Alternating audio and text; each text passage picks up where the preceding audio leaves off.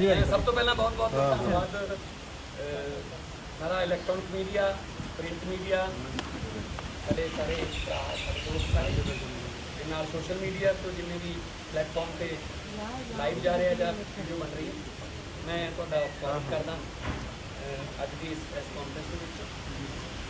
अज की ये press conference जी है एक बहुत ही गंभीर विषय पर असी मुख्य विरोधी धिर होने के नाते कर रहे हैं। साडा पार्टी करता है जी कैबिनेट मीटिंग हुई सी परसों, वो बाहर आके तो सिर्फ यही दसा गया कि माफ़ी मांग ली गई है, बल्कि 3 बार माफ़ी मांग ली गई है। पर जी हिडन फैसले या चर्चावां हुई ने वो बहुत गंभीर ने, पंजाब लिए बहुत खतरनाक। उन्होंने चो एक है कि जिहड़ा ये बोरो लिमिट वधाउण वास्ते उधार लैण की समर्था पंजाब की वो है जिहड़ा रूल है, रूल मुताबिक 3% GSDP cross state domestic product, वो 3% तुम उधार लै सकते हो। जो पंजाब का 5,40,000 करोड़ है, वो 3% 18,000 करोड़ बनता है। 18,000 करोड़ रुपये उधार लै सकते। पर इन्होंने सेंटर ने भी एक शर्त रखी है कि जो तुम इनू वधाउणा 2% वधाउणा, इनू 5% करना है, तो कुछ साडियां शर्तां मनणियां पैणगीਆਂ। ये विधान सभा पिछली बार ये लैके आए थे, उदों भी आम आदमी पार्टी ने विधान सभा विरोध किया। प्रिंसिपल का ये बोले थे कि तुम ये गलत कर रहे हो, ये लोगों का धोखा कर। इन्होंने हुण की किया है कि जी परसों कैबिनेट की मीटिंग हुई है, वो इस विषय पर चर्चा की है।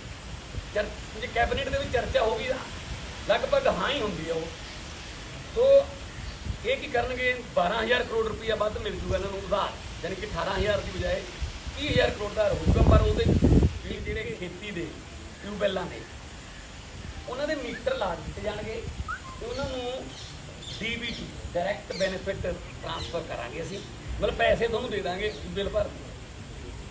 इनडायरैक्टली ये किसानों का गल घोटना, किसानों को गहने रख के धार लेना, क्योंकि होर कुछ तो गहने रखने लिए पंजाब कोले बचा नहीं।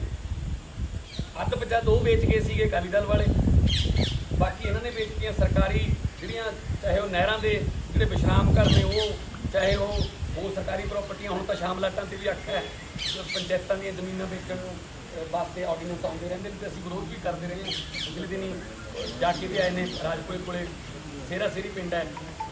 सो पानी ते सैस की वसूली वास्ते उन्होंने जोर पाया सेंटर ने, तो एज यूजुअल जिमें होंदा है, मैं पहला ही प्रेस कॉन्फ्रेंस भी कहा कि भगवाकरण हो चुका है कैप्टन साहब का, कैप्टन साहब ने वो वास्ते भी हामी भरती। वो सारिया शर्तां बड़ी आसानी नाल मनवा लेंदे आ पंजाब तो।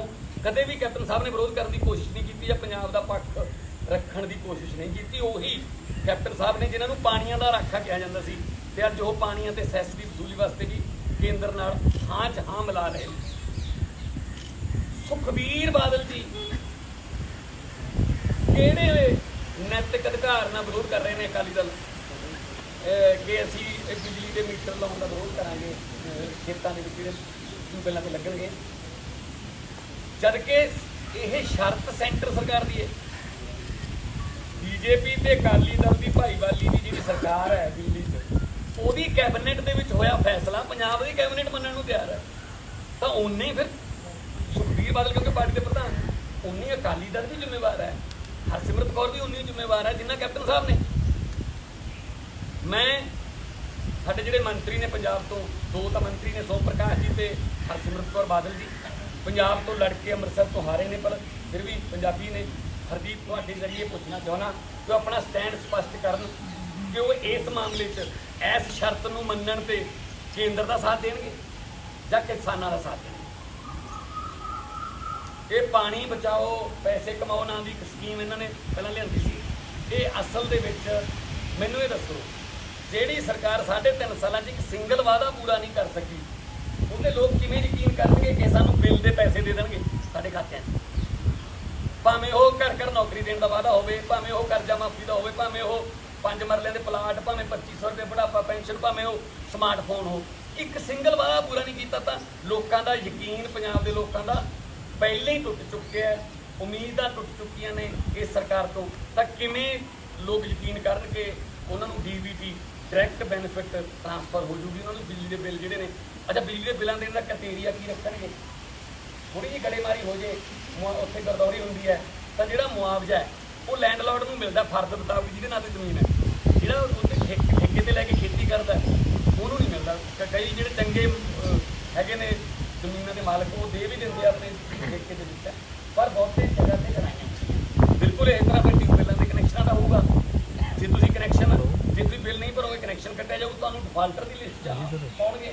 ਪਹਿਲਾਂ ਹੀ ਇਹ ਖੇਤੀ ਨੂੰ ਫ੍ਰੀ ਮਾਰਕੀਟ ਦੇ ਵਿੱਚ ਵੱਡੇ ਪਲੇਅਰਾਂ ਨੂੰ ਲੈ ਕੇ ਆ ਕੇ MSP ਖਤਮ ਕਰ ਦਿੱਤੀ ਸੀ। ਪ੍ਰੈਸ ਕਾਨਫਰੰਸ ਗੱਲ ਕੀਤੀ ਸੀ, ਪਹਿਲਾਂ ਹੀ ਖੇਤੀ ਨੂੰ ਜਿਹੜਾ ਉਹ ਖਤਮ ਕਰਨ ਦੀਆਂ ਜਾਂ ਪੰਜਾਬ 'ਚ ਇੱਕ ਇਕੱਲੀ ਖੇਤੀ ਹੀ ਰਹਿ ਗਈ ਜਿਹੜੀ ਥੋੜ੍ਹਾ ਬਹੁਤ, ਹਾਲਾਂਕਿ ਕਿਸਾਨ ਪੰਜਾਬ ਦਾ ਕਰਜਾਈ ਹੈ ਅਤੇ ਖੁਦਕੁਸ਼ੀ ਨੇ ਖਬਰਾਂ ਤੁਹਾਡੇ ਕੈਮਰੇ ਰਾਹੀਂ ਤੁਹਾਡੇ ਇਹਨਾਂ ਮਾਈਕਾਂ ਰਾਹੀਂ ਅਸੀਂ ਸੁਣਦੇ ਹਾਂ ਉਹਨਾਂ ਖਬਰਾਂ ਨੂੰ, ਕਿ ਦੁੱਖ ਵੀ ਹੁੰਦਾ, ਬਹੁਤ ਸਾਰੇ ਜਗ੍ਹਾ 'ਤੇ ਜਾਂਦੇ ਵੀ ਅਸੀਂ।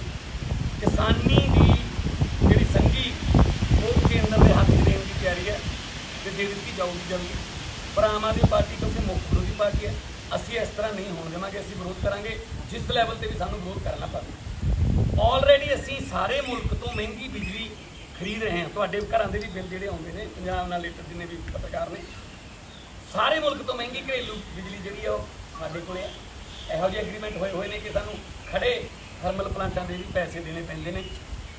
ਇਹਦੀ ਜਿਹੜੀ ਜ਼ਿਕਰ ਹੈ, ਇਹਦਾ ਜ਼ਿਕਰ ਹੈ ਉਹ ਦਿੱਲੀ ਦੀ ਇਲੈਕਸ਼ਨ 'ਚ ਵੀ ਹੋਇਆ ਸੀਗਾ ਮਹਿੰਗੀ ਬਿਜਲੀ ਦਾ, ਜਦੋਂ ਕੈਪਟਨ ਸਾਹਿਬ ਕੰਪੇਨ ਕਰਨ ਗਏ ਸੀ 3 ਦਿਨ ਲਈ।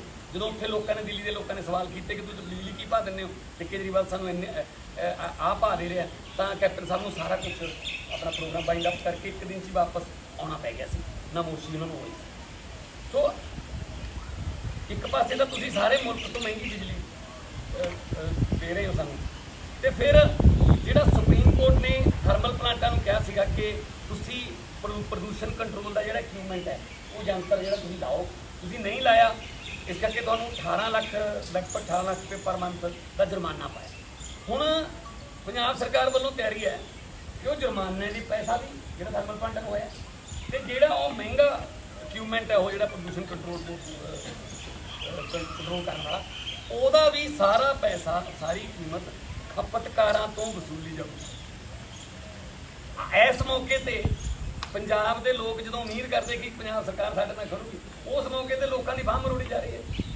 ਐਵਰੇਜ ਬਿੱਲ ਪਾ ਕੇ ਭੇਜਦੇ ਪਿਛਲੇ 2 ਮਹੀਨੇ ਦੇ, ਜਦ ਕਿ ਅਪ੍ਰੈਲ ਮਈ ਜਿਹੜੀ ਪਿਛਲੇ ਸਾਲ ਦੀ 19 ਦੀ ਸੀ, ਉਹਦਾ ਤੇ ਇਸ ਅਪ੍ਰੈਲ ਦਾ ਮਈ ਦਾ ਲੋਕਾਂ ਦੀ ਇਨਕਮ 'ਚ ਦਿਨ ਰਾਤ ਦਾ ਫਰਕ ਪੈ ਗਿਆ। EMIਆਂ ਆ ਰਹੀਆਂ ਨੇ, ਲੋਕਾਂ ਦੇ ਕਾਰੋਬਾਰ ਬੰਦ ਹੋ ਗਏ, ਪਰ ਤੁਸੀਂ ਕਦੇ ਕੋਵਿਡ ਦੇ ਬਹਾਨੇ ਕਦੇ ਕਿਸੇ ਬਹਾਨੇ ਇਹ ਹੁਣ ਖੇਤੀ ਦੀ ਜਿਹੜੀ ਹੈ ਆ ਜਿਹੜੀ ਬਿਜਲੀ ਜਿਹੜੀ ਖੇਤਾਂ ਵਾਸਤੇ ਹੈ ਉਹਦੀ ਵੀ ਹੁਣ ਸੈਂਟਰ ਮੁਤਾਬਕ ਉਹਦਾ ਸਾਰਾ ਜਿਹੜਾ ਇਲੈਕਟ੍ਰੀਸਿਟੀ ਅਮੈਂਡਮੈਂਟ ਹੈ 2020, ਉਹ ਸਾਰਾ ਕੁਝ ਜਿਹੜਾ ਸਟੇਟਾਂ ਤਾਂ ਪਹਿਲਾਂ ਹੀ ਉਹਨਾਂ ਨੇ ਹੱਥ ਵੱਢੇ ਹੋਏ ਨੇ, ਹੁਣ ਹੋਰ ਵੀ ਹੱਥ ਵੱਢ ਕੇ ਜਿਹੜੇ ਦੇ ਰਹੇ ਨੇ। ਸੋ ਇਹਦੀ ਅਸੀਂ ਵਿਰੋਧਤਾ ਕਰਾਂਗੇ। ਬਾਕੀ ਜਿਹੜਾ ਖੇਤੀ ਨਾਲ ਹੀ ਸੰਬੰਧਿਤ ਹੈ, ਜਿਹੜਾ ਬੀਜਾਂ ਦਾ ਘੁਟਾਲਾ ਹੋਇਆ, ਬੀਜਾਂ ਦਾ ਘੁਟਾਲਾ ਜਿਹੜਾ ਸਾਹਮਣੇ ਆਇਆ, ਉਹਦੇ ਮੰਤਰੀ ਜਿਹੜੇ ਸੁਖਿੰਦਰ ਰੰਧਾਵਾ ਹੋਰਾਂ ਦਾ ਨਾਮ ਆ ਰਿਹਾ ਬਹੁਤ ਸਾਰਾ, ਕਿਵੇਂ ਨਕਲੀ ਜਿਹੜੇ ਬੀਜ ਨੇ ਉਹ ਉਹਨਾਂ ਦਾ ਜਿਹੜਾ FIR ਹੋਈ ਹੈ ਪਰ ਹਜੇ ਗ੍ਰਿਫਤਾਰੀ ਨਹੀਂ ਹੋਈ। ਅਕਾਲੀ ਦਲ ਉਹਦਾ ਵਿਰੋਧ ਕਰ ਰਿਹਾ। ਫੇਰ ਇੱਕ ਹਾਸੋਹੀਣੀ ਗੱਲ ਹੈ ਕਿ DCਆਂ ਨੂੰ ਮੰਗ ਪੱਤਰ ਦੇ ਕੇ ਆਏ ਨੇ, ਤਾਂ ਤੋਤਾ ਸਿੰਘ ਕਿਉਂ ਨਹੀਂ ਗਏ ਜੀ ਮੰਗ ਪੱਤਰ ਦੇਣ? ਕਿ ਮੌਕੇ DC ਹੈ ਨਹੀਂ ਜਾਂ ਮੌਕੇ ਅਕਾਲੀ ਦਲ ਹੈ ਨਹੀਂ? ਜੇ ਅਕਾਲੀ ਦਲ ਨੇ ਵਿਰੋਧ ਕਰਨਾ ਹੈ ਇਹ ਬੀਜਾਂ ਦੇ ਘੁਟਾਲਿਆਂ ਦਾ, ਖੇਤੀ ਨਾਲ ਸੰਬੰਧਿਤ ਘੁਟਾਲਿਆਂ ਦਾ, ਤਾਂ ਮੇਰੇ ਖਿਆਲ 'ਚ ਉਹਨਾਂ ਨੂੰ ਤੋਤਾ ਸਿੰਘ ਦੀ ਚੇਅਰਮੈਨੀ ਦੇ ਅੰਦਰ ਇੱਕ ਕਮੇਟੀ ਬਣਾਉਣੀ ਚਾਹੀਦੀ ਹੈ, ਜਿਹਦੇ ਵਿੱਚ ਮਲੂਕਾ ਸਾਹਿਬ ਵੀ ਹੋਣ, ਮੰਗਲ ਸੰਧੂ ਹੋਵੇ, ਗੁਰਵਿੰਦਰ ਭਾਪਾ ਹੋਵੇ ਅਤੇ ਆਦੇਸ਼ ਪ੍ਰਤਾਪ ਜੀ ਹੋਣ, ਕਿਉਂਕਿ ਇਹਨਾਂ ਨੂੰ ਖੇਤੀ ਨਾਲ ਸੰਬੰਧਿਤ ਘੁਟਾਲੇ ਕਰਨ ਦਾ ਤਜਰਬਾ ਹੈ। ਇਹ ਜ਼ਿਆਦਾ ਵਧੀਆ ਕੱਢ ਸਕਦੇ ਨੇ ਵੀ ਦੇਖੋ ਅਸੀਂ ਐਂ ਕਰਦੇ ਹਾਂ, ਤੁਸੀਂ ਐਂ ਕੀਤਾ, ਠੀਕ ਹੈ ਨਾ? ਕਿਉਂਕਿ 27 ਅਪ੍ਰੈਲ 2015 ਨੂੰ ਜਿਹੜੀ ਸਕਾਰਪੀਓ ਮੋਗੇ ਨੂੰ ਜਾਂਦੀ ਫੜੀ ਗਈ ਸੀ ਬਾਜੇਖਾਨੇ ਦੇ ਨੇੜੇ, ਕੋਟਪੁਰੇ ਦੇ ਬਾਜੇਖਾਨੇ ਵਿੱਚ, ਜਿਹਦੀ 60 ਲੱਖ ਰੁਪਈਆ ਸੀ, ਉਹੀ ਪੈਸਾ ਸੀ ਜਿਹੜਾ ਨਕਲੀ ਪੈਸਟੀਸਾਈਡ ਬਣਾਉਣ ਦੇ ਏਵਜ਼ ਦੇ ਵਿੱਚ ਤੋਤਾ ਸਿੰਘ ਦੀ ਕੋਲ ਗਿਆ। कि उस नकली पेस्टिसाइड की वजह नाल चिट्टी मक्खी ने वाटर बेल्ट खास तौर पर तलवंडी साबो ਦੇ ਹੜੇ ਹਮਲੇ ਬੈਠੇ ਨੇ उस बेल्ट ਦੇ ਵਿੱਚ जिन्ना नुकसान किया जिन्ने घरां दे विच चिट्टे रंग के 70 विछे शायद मतलब जो असीं गए सी CM साहब भी आए सी दिल्ली तो असीं गए सी उन्हां पिंडां दे विच मतलब इस तरह लगता सी जिवें किसी हॉस्पिटल के एमरजेंसी वार्ड च आ गए होईए कि बस लोग रो ही रहे ने 70 विछे तो फिर 30 करोड़ का वो नकली फिर गुरविंदर भापे ने लिख के दिता है कि मैं मलूका साहब को पैसे दिते सी तुहानूं दस फिर जो इरीगेशन वाला घोटाला फिर जो FCI का घोटाला नाल घोटाला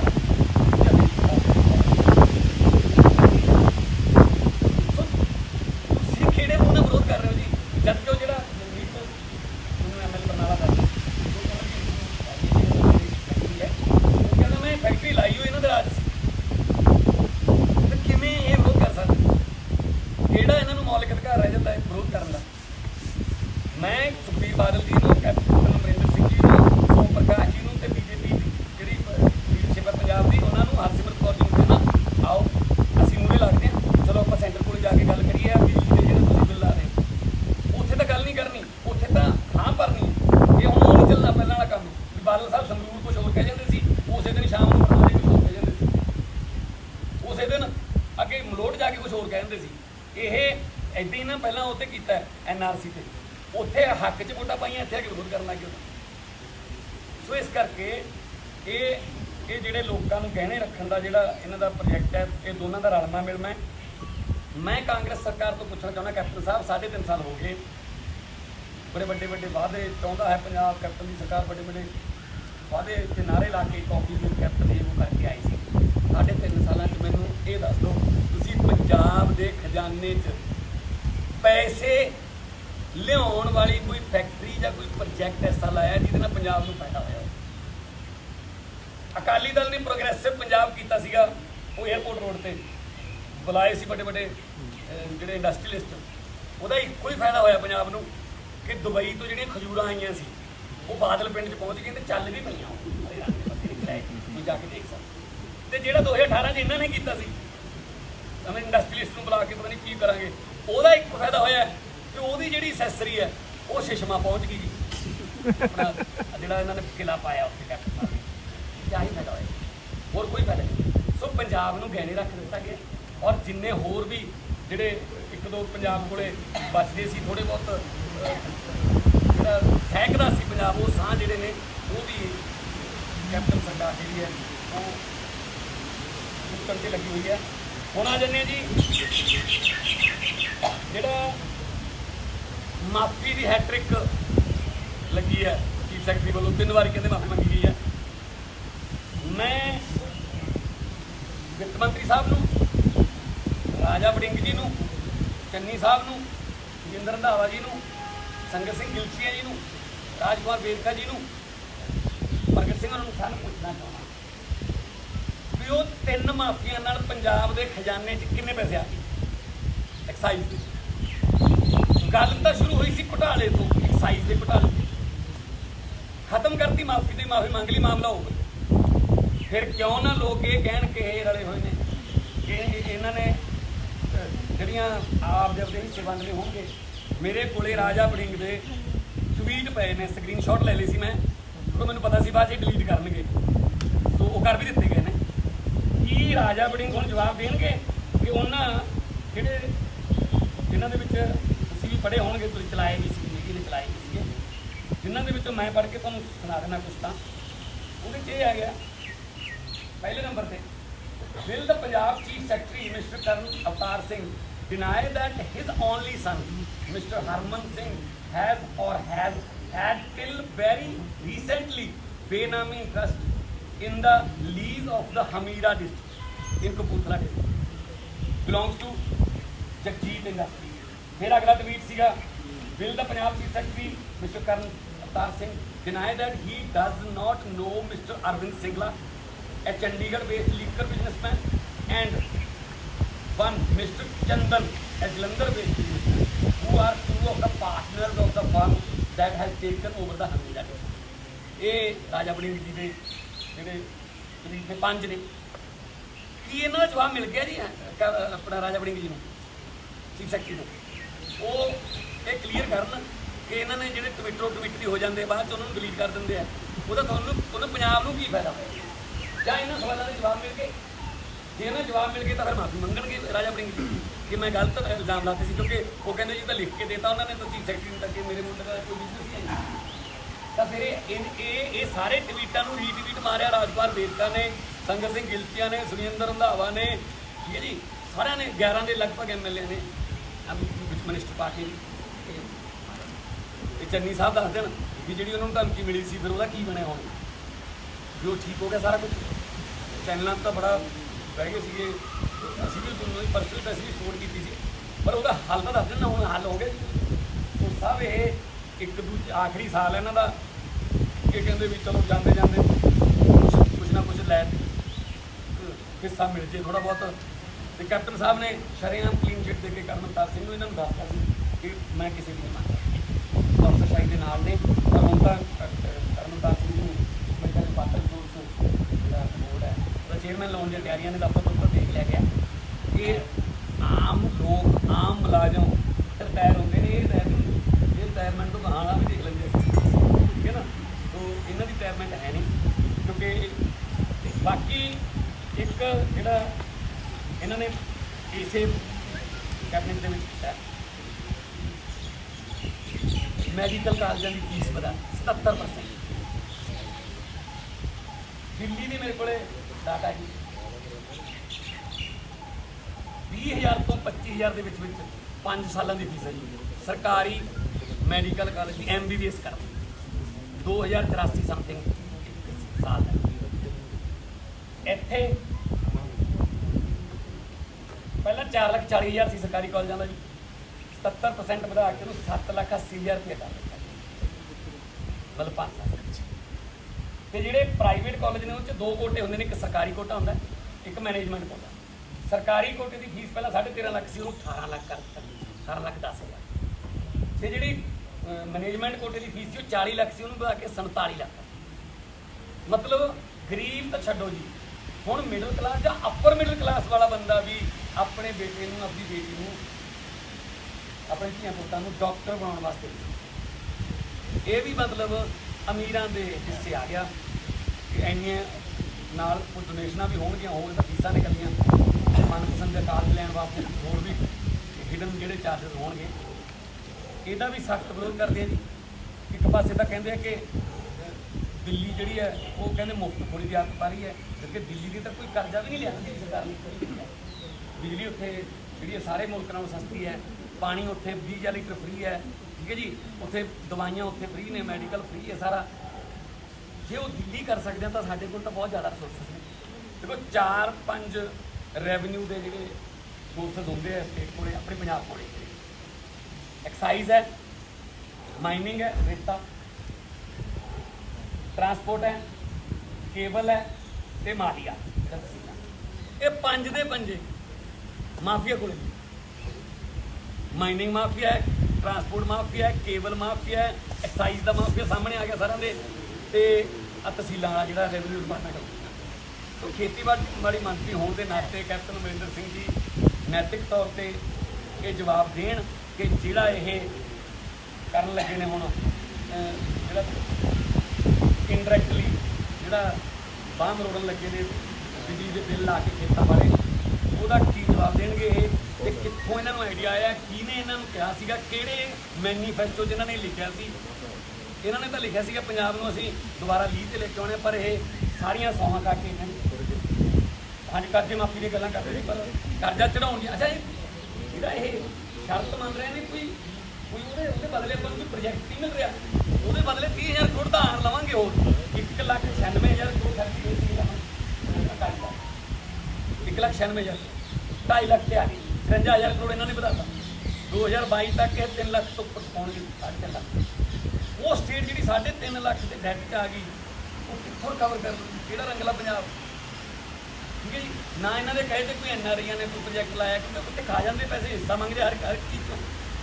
ਜਾਂ ਕੋਈ ਨਵਾਂ ਕਾਲਜ ਬਣਾਇਆ ਹੋਵੇ, ਪੰਜਾਬ ਸਰਕਾਰ ਨੇ ਨਵਾਂ ਸਕੂਲ ਬਣਾਇਆ ਹੋਵੇ, ਯੂਨੀਵਰਸਿਟੀ ਬਣਾਈ ਹੋਵੇ, ਕੋਈ ਨਵਾਂ ਹਸਪੀਟਲ ਬਣਾਇਆ ਹੋਵੇ, ਕੀਤਾ ਹੋਵੇ 3.5 ਸਾਲ 'ਚ ਸਿਰਫ ਇਹ ਕਹਿਣ ਤੋਂ ਬਿਨਾਂ ਕਿ ਖਜ਼ਾਨਾ ਖਾਲੀ।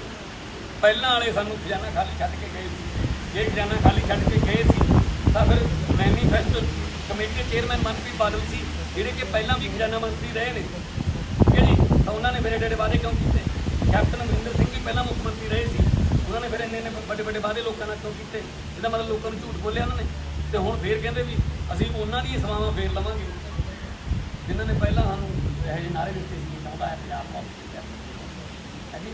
ਸੋ ਇਸ ਕਰਕੇ ਬਜਾਏ ਇਸਦੇ ਕਿ ਕੋਈ ਇਸ ਤਰ੍ਹਾਂ ਦਾ ਕੋਈ ਪ੍ਰੋਜੈਕਟ ਲਿਆਂਦਾ ਜਾਵੇ, ਪੂਰੀ ਦੁਨੀਆ 'ਚ ਪੰਜਾਬੀ ਨੇ ਬਹੁਤ ਵੱਡੇ ਬਿਜ਼ਨਸ ਪੰਜਾਬੀਆਂ ਕੋਲੇ ਨੇ ਪੂਰੀ ਦੁਨੀਆ 'ਚ। ਉਹ ਆਪਣੇ ਪੇਕੇ ਸਟੇਟ ਵਾਸਤੇ, ਉਹ ਆਪਣੀ ਜਿਹੜੀ ਮਾਤਰ ਭੂਮੀ ਵਾਸਤੇ, ਮਾਂ ਬੋਲੀ ਜਾਂ ਮਿੱਟੀ ਵਾਸਤੇ ਬਹੁਤ ਕੁਝ ਕਰਨ ਨੂੰ ਤਿਆਰ ਨੇ, ਔਰ ਮਤਲਬ ਘਾਟੇ ਖਾਣ ਨੂੰ ਵੀ ਤਿਆਰ ਨੇ ਵੀ ਚਲੋ ਪੰਜਾਬ ਦੇ ਲੋਕਾਂ ਨੂੰ ਕੋਈ ਕੰਮ ਮਿਲ ਜੇ। ਪੰਜਾਬ ਦੇ ਲੋਕ ਜਿਹੜੇ ਨੇ ਉਹ ਬਾਹਰਲੇ ਮੁਲਕਾਂ ਨੂੰ ਜਾਂ ਸਾਡੇ ਧੀਆਂ ਪੁੱਤ ਜਿਹੜੇ ਨੇ ਉਹ ਆਈਲੈਟਸ ਵਗੈਰਾ ਕਰਕੇ ਭੱਜਣ ਲੱਗੇ, ਤਾਂ ਆਈਲੈਟਸ ਨੂੰ ਵੀ ਠੀਕ ਸਮਝਣ ਲੱਗੇ। 5.5 ਬੈਂਡ 6 ਬੈਂਡ 7 ਬੈਂਡ ਲੈ ਕੇ ਜਾਂਦੇ ਆ, ਅਤੇ ਨਾਲ ਹਰੇਕ ਮਾਪੇ ਇਹ ਵੀ ਕਹਿੰਦੇ ਨੇ ਜਿਸ ਦਿਨ ਵੀਜ਼ਾ ਆ ਜਾਂਦਾ ਕੈਨੇਡਾ ਦਾ, ਆਸਟ੍ਰੇਲੀਆ ਦਾ, ਗੁਰਦੁਆਰਾ ਸਾਹਿਬ ਜਾ ਕੇ ਅਰਦਾਸ ਕਰਕੇ ਕਹਿੰਦੇ ਚਲੋ ਸ਼ੁਕਰ ਹੈ ਮੁੰਡੇ ਦੀ ਜ਼ਿੰਦਗੀ ਬਣ ਗਈ। ਕੱਲੇ ਵੀਜ਼ੇ ਨੂੰ, ਜਦ ਕਿ ਵੀਜ਼ਾ ਇਜ਼ ਐਂਟਰੀ ਓਨਲੀ, ਉਸ ਕੰਟਰੀ 'ਚ ਐਂਟਰੀ ਨੂੰ ਹੀ ਅਸੀਂ ਸਕਸੈਸ ਮੰਨਦੇ ਹਾਂ। ਇੱਥੋਂ ਇਹ ਪਤਾ ਲੱਗ ਜਾਂਦਾ।